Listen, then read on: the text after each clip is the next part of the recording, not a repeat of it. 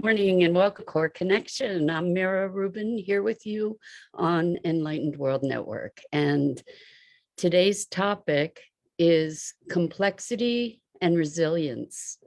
And we're going to talk about living systems, of which we are one, and how complexity serves us.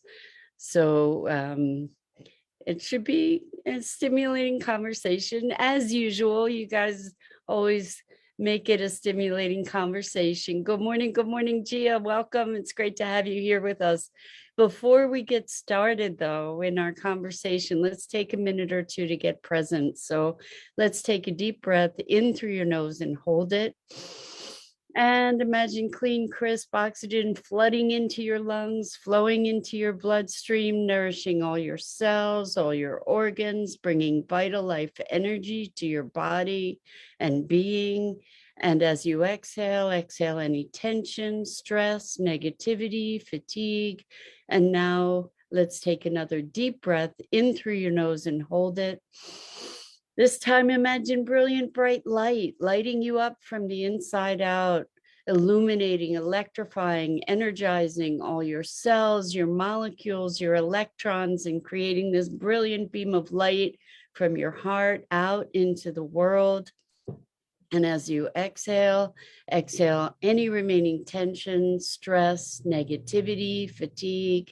And now let's just gently press our palms together and slowly rub your fingers against your palms and feel the delicious tingling and tickling and that wonderful sensation, and allow it to bring you present right here, right now, in this moment, in your marvelous body that enables you to experience life. Welcome. So good to be here with you on this Friday. The weeks just fly by. I don't know if that's the case for you, but boy, oh boy, it's just amazing how quickly time flies. Anyway, today's talk or conversation is about complexity and resilience. And this comes from Rosalind. Good morning, Rosalind says TGIF. So yeah, thank God it's Friday, right? Let's look at this idea of complexity. We're talking about natural systems. So one of the things that I see in our culture is that we have taken a reductionist view of so much of our existence, where we've looked at things in terms of a machine, and that machine has limited parts, right? And A turns B. Good morning, Robin. Welcome. Good to have you here with us. So we're talking about complexity kind of versus reductionism and oversimplification. So for instance, if you're having a problem with your heart, or you're having a problem with your kidneys or whatever, we treat the organ, we treat the symptoms rather than looking at the system. And I think that as we are facing really extreme challenges on our planet, in the world, we need to look more deeply into the complexity of the system, like where the systems interact with each other and the broader world, and see the bigger picture. And this topic came about because last night on the Sustainability Now movie night, which you guys are all invited to join us. I mean, these movie nights are wonderful. We show, sometimes we show the interviews that we do. Sometimes we show other films. And last night we showed a presentation and interview with Paul Hawken, who is just this brilliant, amazing guy who he did a project where he got a whole bunch of scientists together and they went through an assessment to determine the 100 most substantive solutions to draw down carbon and reverse global warming, essentially. Pretty profound thing. So you can look up Paul Hawken, Hawken, and Project Drawdown. And now he's moved on from that to regeneration. And the thing about regeneration is that it has to do with honoring complexity. And we see that on all levels, systems really are complex, and oversimplifying them does damage to the systems. And I want to look at how we can apply that to ourselves as well as the world. So good morning, Catherine. So good to have you here with us this morning. We're talking about resilience and complexity. And so Robin says they treat the physical general ailment instead of what the root cause is. Exactly. This is because we have been conditioned to believe that we live in a mechanistic universe where it's like cogs in a wheel, and it's predictable, and it's more mechanical than it is organic. And Rosalind says using logic and equipment to take input and produce an output is limited. Maybe in a complex system, you can use a separate metric to measure and alarm when a certain threshold, low or high level, is reached. Yeah, so there are distinct advantages to be able to systematize things and to be able to understand the mechanics of things. But the thing is that we live in a world of what Regenesis, which is a really, really cool organization dealing with regenerative development of the world, really. We live within nested holes. So we have the whole of our system, our individual, our individual physical manifestation, and then that system is maybe living within a family system, and we're living within a community system within a building that is within a neighborhood that is within a city. You get the idea. So I'm looking at how we can be applying this notion of complexity and nested holes to ourselves so that we can thrive better, so that we can enjoy life more fully. And so this is the first time that I'm actually thinking about this, and I'm excited to be thinking about it with you guys. So Rosalind, what you're talking about is within a system to get a feedback loop, right? To get a greater feedback loop when certain thresholds are reached, for instance. So when we look at ourselves, we might tend to oversimplify things like when we think about who we are, we compartmentalize, right? Like if we've done something that we don't feel good about, that thing can often come to define us, for us to believe that that's who we are. And or else we pack it away and deny it completely to not be able to integrate it within ourselves. And we've been talking about integrating the shadow. We've been talking about trauma. We've been talking about honoring the parts of ourselves that we've transformed beyond. And I think that this is the next level of considering our own growth, to not oversimplify who we are and how we operate. So what does that mean? What does that look like?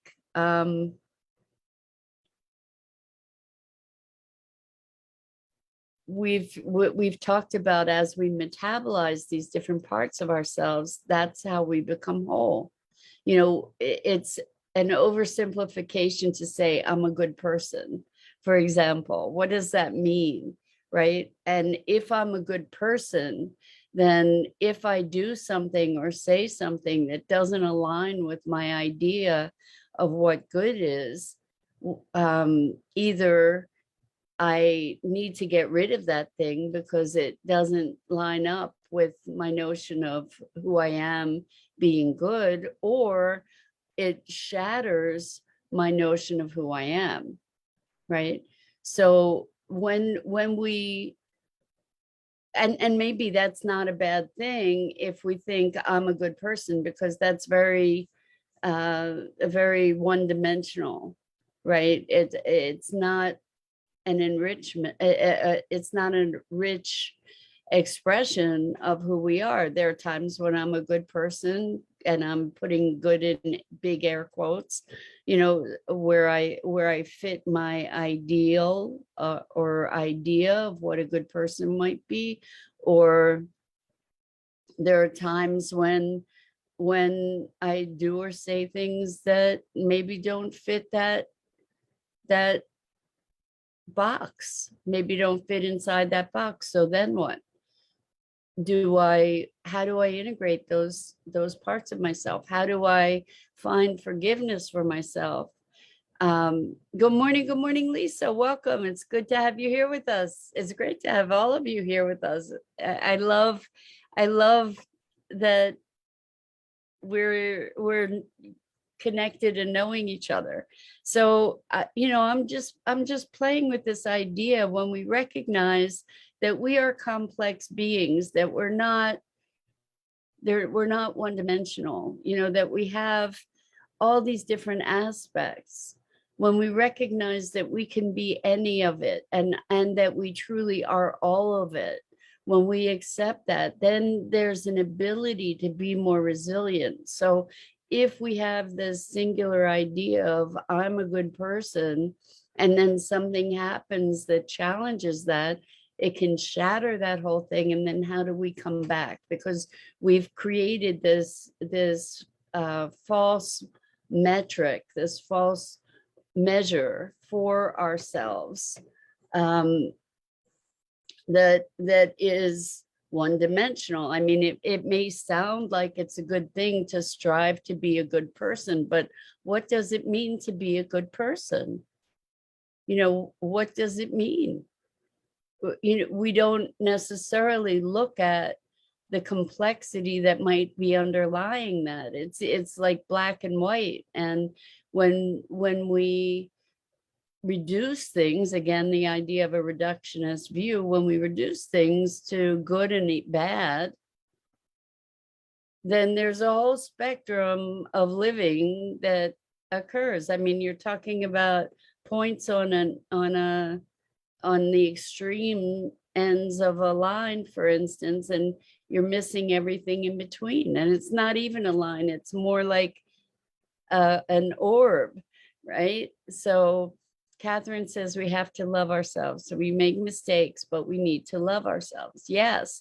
And it's not, but we need to love ourselves. It's, and we need to love ourselves. And when we look at what we consider mistakes, we also get to look at what is the measure by which we're determining that something is a mistake. You know, when we speak, welcome, Sophia, welcome. So good to have you here with us. When we speak something that we wish we would not have spoken, if we do something we wish we would not have done, the thing that, if we are holding ourselves to this unrealistic, incomplete, one-dimensional measure, then what happens is we can't find a way to metabolize our quote unquote transgressions. And so here's the thing: when we recognize that we're complex, that it's not that simple, that it's not black and white, then we have a greater resilience, because we have an ability to see ourselves with compassion, to find forgiveness, to cultivate understanding, to enrich our perspective, to broaden our perspective. Does that make sense? You know, where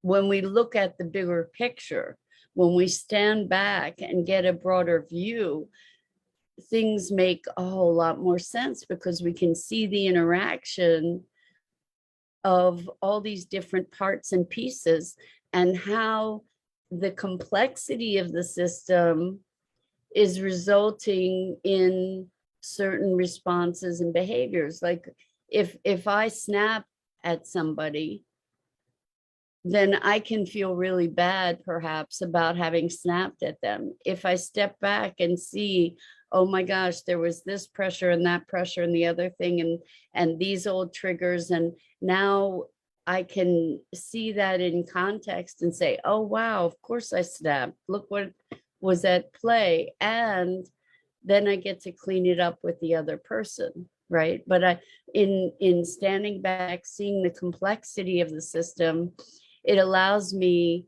the greater capacity to be generous with myself and to say, oh, I get it. You know, somebody else in that circumstance, they would have done the same thing, or they might have even done worse, or, you know, whatever it was. I can look at all these factors at play that generated that response, and then I can find a way to come back from it.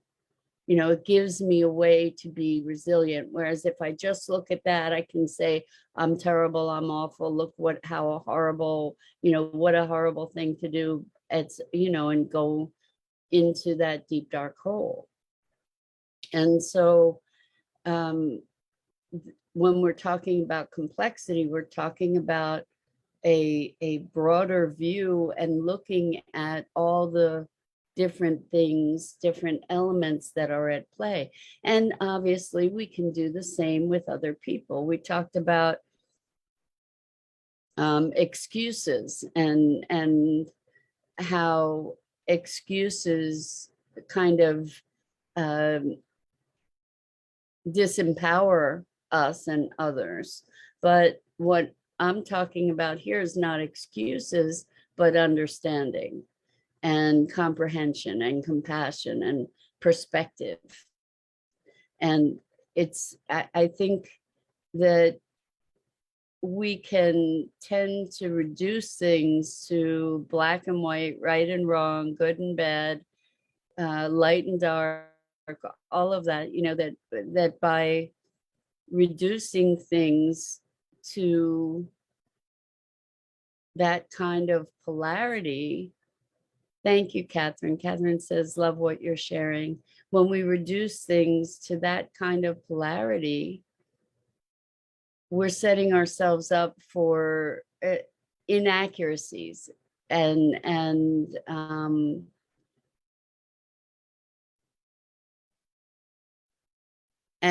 really oversimplifying things to the point where they we take ourselves further from the truth, because the truth is is a bigger picture, right? If we can even approach the truth, it's a bigger picture. It's not just yes, no, black, white.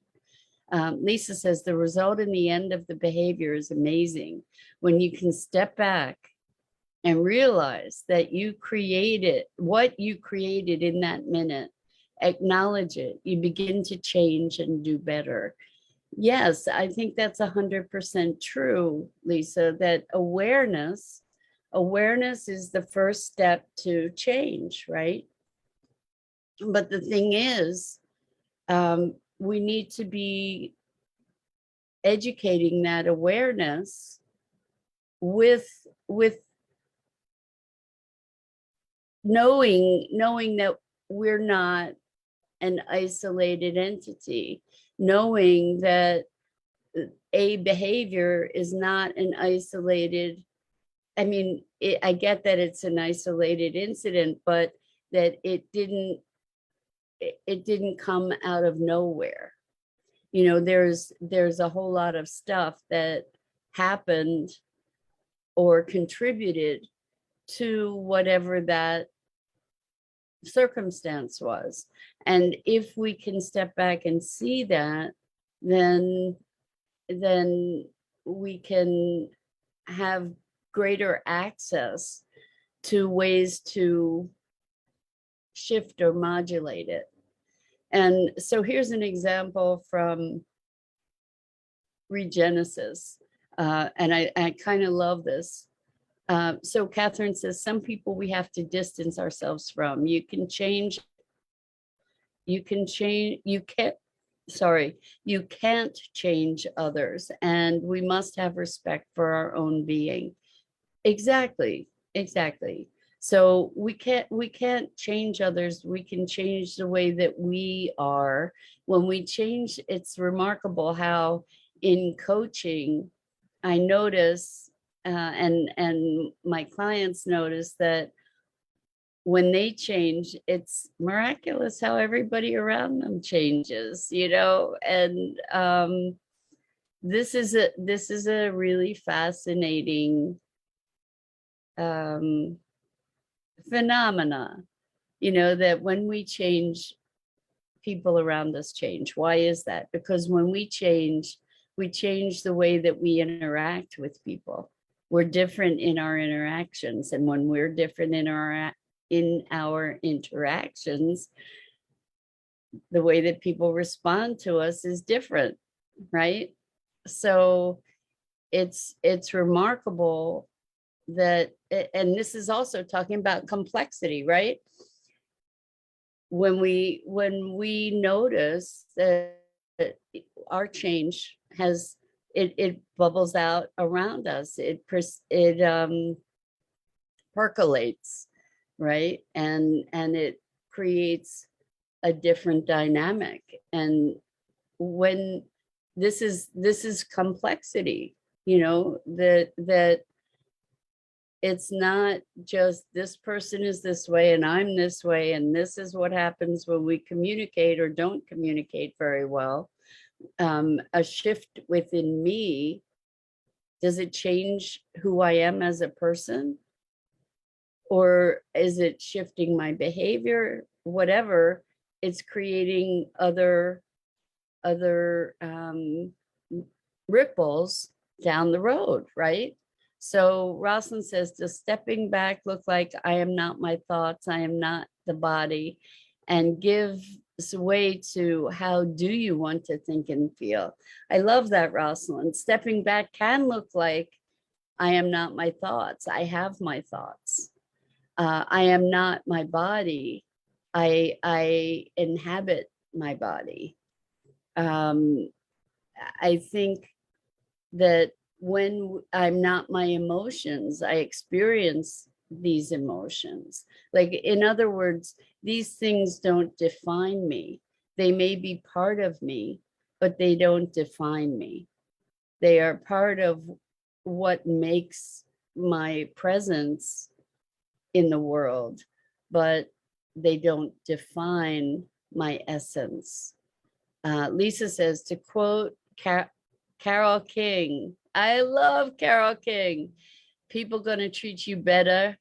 You're gonna find, yes, you will, that you're beautiful as you feel. I love that, Lisa. So this is another way, that we can say, I'm beautiful. Well, what does that mean?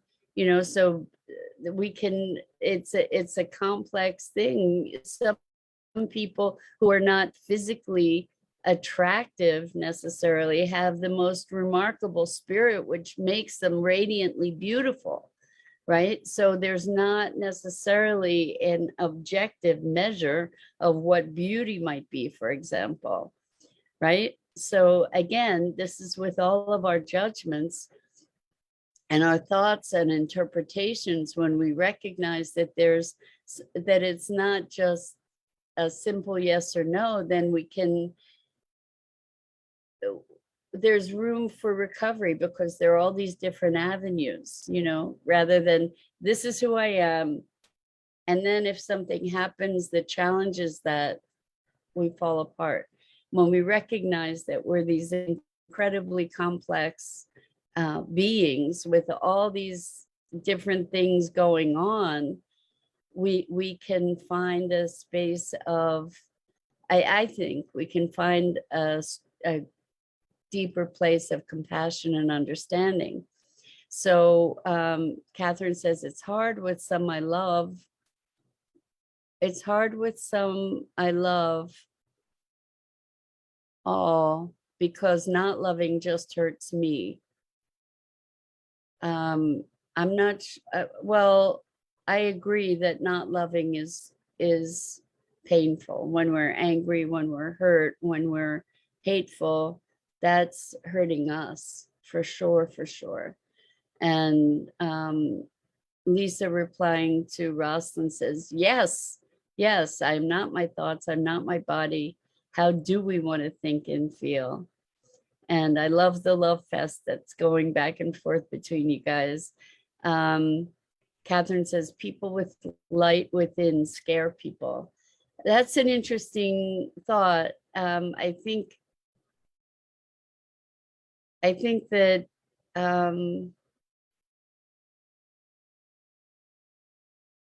I think that that's true in some instances. So Catherine says, darkness does not love light.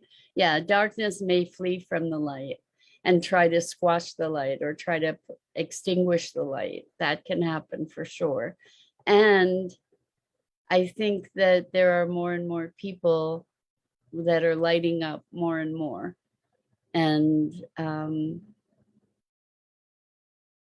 we don't have to be the high intensity directed light like you would have in an interrogation, for instance, right? We can be a radiant light, and that kind of light is a whole lot easier to receive than a spotlight glaring in your eyes, right? So there are different ways to be the light too. And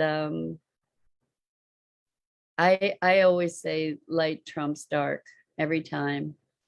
And if we remember that, and we remember to shine our light, and Catherine says unconditional love. Yeah, that's a challenge. Unconditional love is a challenge for a lot of folks. And there are moments that we flow into that space of unconditional love. Those are blissful moments. And if we can recognize where we're holding our conditions, then perhaps we can begin to release them.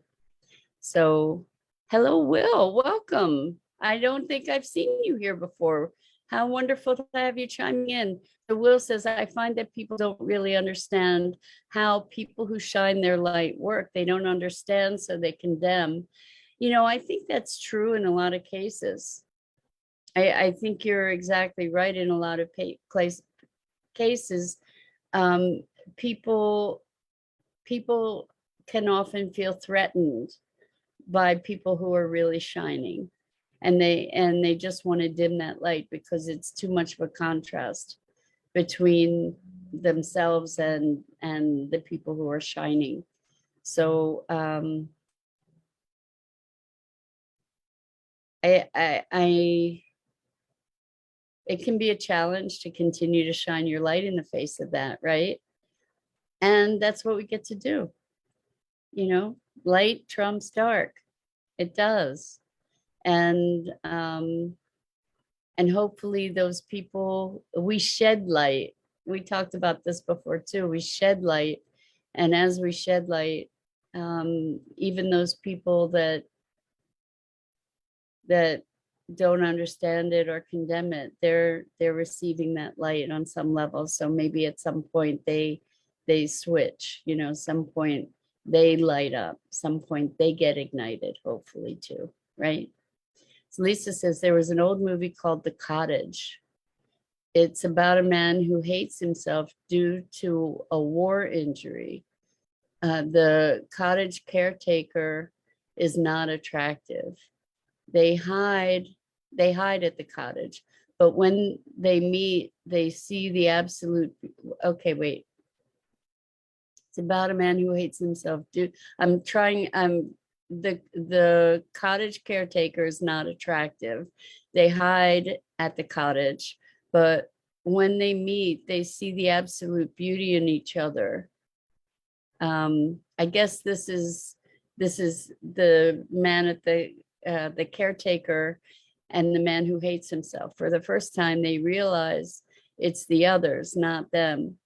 It sounds like a really beautiful story, to recognize that that beauty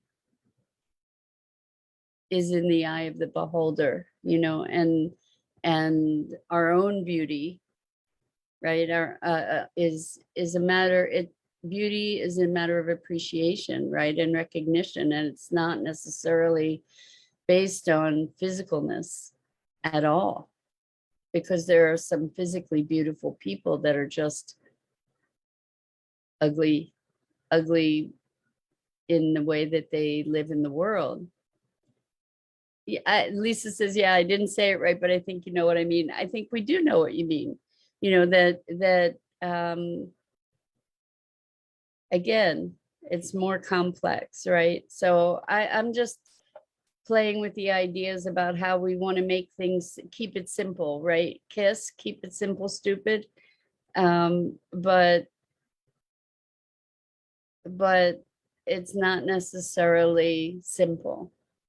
Or, there's a richness, a complexity to things that is very, very much tied to our ability to be resilient. So Catherine says, when out passing strangers, I feel people's goodness. It's amazing.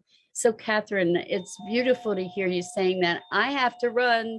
I have a plumber here. So I just want to say thank you, thank you, thank you. So much love to you, and have a wonderful weekend. And I look forward to seeing you here next week. Lots and lots of love.